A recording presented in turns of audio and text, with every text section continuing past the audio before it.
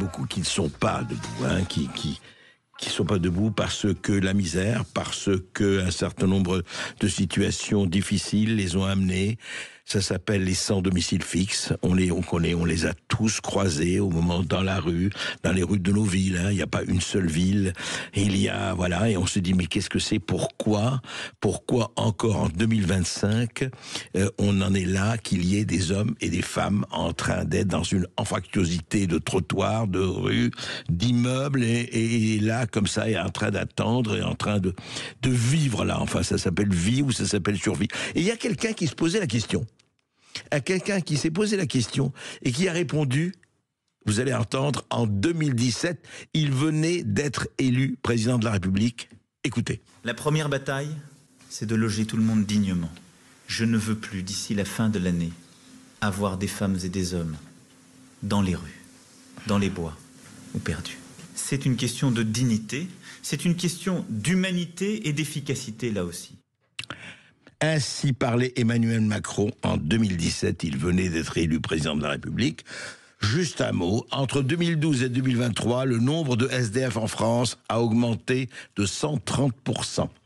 La dernière enquête sans domicile de l'INSEE en 2012 estimait à 143 000 le nombre de personnes privées de domicile. Aujourd'hui, on peut estimer que ce chiffre s'élève au moins à 330 000. Vous voyez, depuis 2017, il y a eu du progrès, hein, apparemment. Et quelqu'un vient de faire un documentaire, il est journaliste, il est réalisateur, il s'appelle Armand Alexanian. Bonjour Armand. Bonjour André, merci de l'invitation. Vous êtes fondateur d'un média, le média Témoin bien sûr, et sur lequel vous avez, on donnera évidemment l'adresse exacte de Témoin, vous avez réalisé un documentaire sur les sans-abri. Vous allez me dire, il y a eu beaucoup de documentaires sur les sans-abri et les SDF. Oui, sauf que vous avez fait quelque chose, vous êtes devenu sans-abri, vous vous êtes immergé dans ce monde. Racontez-nous, d'abord, l'idée, qu'est-ce qui s'est passé et comment? C'est parfaitement bien résumé déjà. Mais effectivement, c'est ça, c'est un documentaire immersif. Donc je me suis mis dans la peau d'un sans-abri durant 15 jours, durant les fêtes de Noël en fait, du 15 au 1er janvier 2025. À Paris, oui. À Paris, sur les conseils d'un SDF que j'ai rencontré et qui m'a beaucoup guidé au début de ce documentaire, parce que seul, c'était beaucoup plus dangereux, j'avais pas les codes, donc il fallait que j'assimile les codes. Bien sûr. Mais oui, pendant 15 jours, j'ai dormi dans la rue, sans le sou, hormis celle récoltée par la Manche. Vous n'êtes jamais rentré à la maison, etc. Pendant 15 jours, j'ai dormi dans un duvet Décathlon, à 50 €, voilà, pour être très précis, dans différents endroits de Paris, que ce soit les gares, j'ai testé les différents lieux où on peut essayer de dormir tant bien que mal, et où on peut faire la Manche. Donc au contact de ces effectivement 350 000 sans-abri, ces invisibles, comme je les appelle dans le documentaire, parce qu'ils sont soit ignorés par les passants, et ils sont complètement oubliés par les politiques, les mêmes politiques qui avaient promis effectivement de reloger l'ensemble de ces sans-abri.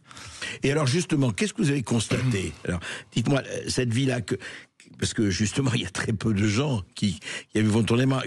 Armand Alexanian, qu'est-ce que vous avez constaté? Comment se passe la vie quotidienne? Alors j'ai complètement déchanté. C'est pas du tout ce que j'imaginais, pour être très franc. C'est-à-dire qu'au début, vous imaginez quoi? Oui, justement. Moi, au début, j'imaginais une espèce de solidarité dans la pauvreté. Vous savez, c'est un peu la solidarité quand on n'a rien, etc. En fait, pas du tout. Il y a énormément de codes. Déjà, c'est un univers parallèle. C'est vraiment une société annexe.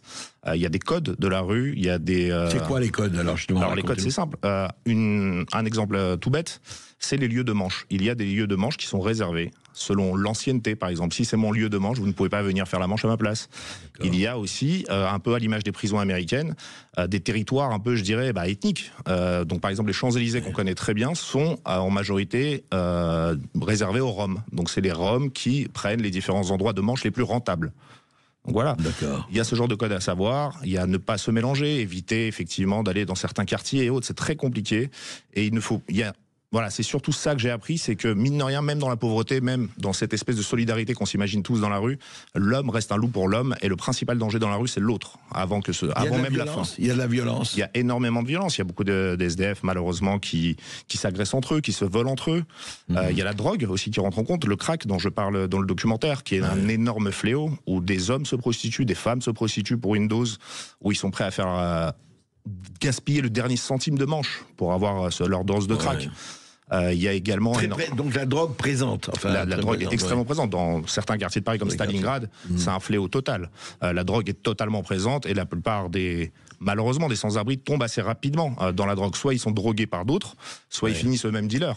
Ça c'est par exemple le cas des malheureusement, de l'immigration subsaharienne, qui est très vite contrainte à ça, parce qu'il y a beaucoup de dealers qui les poussent soit à vendre, soit à consommer, soit les font consommer pour qu'ils deviennent addicts. Voilà. Il y a aussi cet aspect-là où ils les rendent addicts. De la clientèle et qui font partie des dealers, quoi. C'est ça, ils les rendent addicts volontairement pour que ça devienne soit des travailleurs, donc des dealers à leur place, soit effectivement des consommateurs réguliers. Donc j'ai rencontré aussi ce type de profil. J'ai rencontré aussi des travailleurs précaires. C'est-à-dire qu'il y a des gens aujourd'hui qui travaillent, qui ont un métier, mais qui malheureusement, de fait de leur revenu, n'arrivent pas à se loger. Donc ils vivent dans la rue tout en allant au travail le matin. Mais voilà, ils n'ont même pas de quoi se loger. Complètement. Après, les cas sont différents selon les personnes sans abri.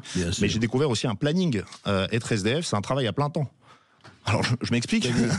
C'est-à-dire Je m'explique, c'est qu'on se lève très tôt, forcément, parce que la ville reprend ses droits très tôt. Qu'est-ce qu'il faut faire ? Par exemple, Nicolas, que j'ai accompagné au début de ce documentaire, durant les 4 premiers jours, eh bien, au début, il essaye de faire le matin le maximum de démarches administratives possibles. Donc, il essaye tout de suite d'appeler le 115 pour avoir un logement. Souvent, je vous l'expliquerai pourquoi, mais c'est peine perdue. Il essaye ensuite de faire les papiers pour sa domiciliation, essayer de faire une demande de RSA, etc. Donc, la matinée est vraiment allouée aux démarches administratives. L'après-midi, il faut bien se nourrir et louer à la manche. Et le soir... Comment ils se nourrissent ? Enfin, il se nourrit, par exemple. De manches, de maraudes, d'associations. D'ailleurs, je félicite la plupart des citoyens qui font des maraudes ou les différents associatifs, parce que réellement, c'est une véritable chance pour les aider. Ils leur sauvent la vie. Moi, quand le matin, quand je me réveillais, rien de mieux que l'association de Notre-Dame, à qui je rends hommage, d'ailleurs, Notre-Dame-des-Champs, qui nous donnait un café à 8h du matin. Un café peut changer une journée, réellement. C'est un véritable plaisir et un bonheur d'avoir un peu de chaleur dans ce froid, et surtout d'avoir un café à partager avec des gens, et surtout avoir ce contact humain. Parce que le pire de tout, c'est ça, c'est d'être oublié, c'est d'être ignoré, d'être méprisé aussi parfois. Psychologique, dans cette expérience qui a été le plus dur pour moi, c'est l'aspect psychologique plus que physique ou autre. Encore une fois, c'était que 15 jours. L'impression d'être méprisé, ignoré... Totalement ignoré, de ne pas exister. D'où le titre Les Invisibles, c'est de ne pas exister. Soit on est ignoré, soit on est innuisible. Parce qu'on est assis au plein milieu du trottoir, on gêne. Mais on n'existe pas en même temps. On est en fait on est un bien mobilier. On est une poubelle. Voilà. On est considéré comme une poubelle, comme un nuisible.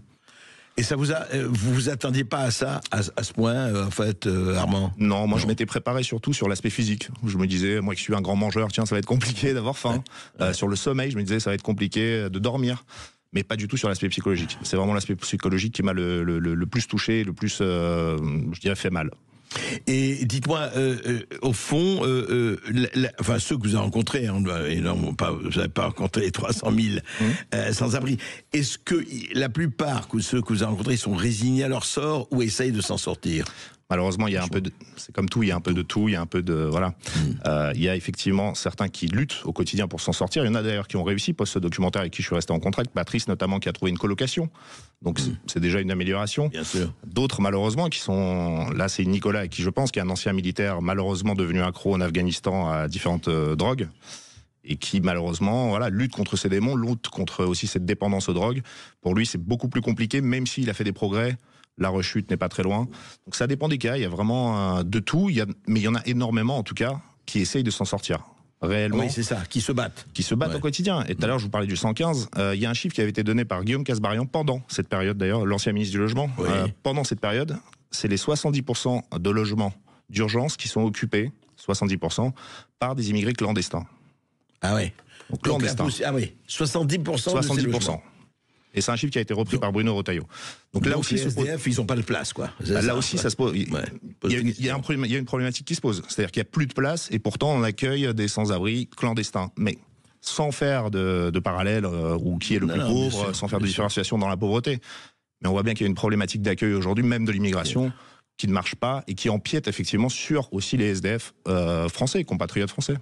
Et autant d'hommes que de femmes, plus de ce que vous avez rencontré, vous. Plus d'hommes que de femmes. Beaucoup plus d'hommes, de toute façon c'est les statistiques, beaucoup plus d'hommes, mais pour les femmes c'est encore plus dur. Enfin, vous imaginez tout ce qui suit lorsqu'on est une femme isolée dans la rue.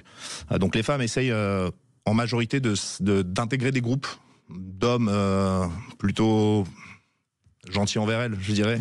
J'ai pas d'autres mots, mais plutôt protecteurs. On cherche la protection forcément d'un groupe. Bien sûr. Mais c'est aussi un piège. Le groupe n'est pas forcément bienveillant. Joanne, que j'avais rencontré, par exemple, avait été droguée à son insu par d'autres SDF. qui en ont profité. Qui en ont etc., profité, ils étaient en etc. train de boire dans une canette de bière ou autre, et ils ont glissé une substance et l'ont rendu accro. Donc c'est pour ça que je disais que l'homme reste un loup pour l'homme dans la rue. C'est encore une fois... C'est assez terrible. Oui, alors justement, votre documentaire, on peut le voir sur Témoin. Et qu'est-ce qu'il faut faire? Témoin Média. Témoin Média. Témoin Média, Voilà. c'est sur YouTube, c'est gratuit. Voilà, écoutez, vous ouvrez Témoin Média, vous regardez, et je crois que pour moi, c'est une des formes de journalisme très intéressante et que je recommande. Il y a 40 ans, avait fait 1 million d'exemplaires parce qu'il s'était déguisé du brou de noix en ouvrier turc. Voilà, vous avez pendant 15 jours vécu cela, et puis on attend aussi que les politiques commencent à s'en occuper, un de ces jours. Totalement.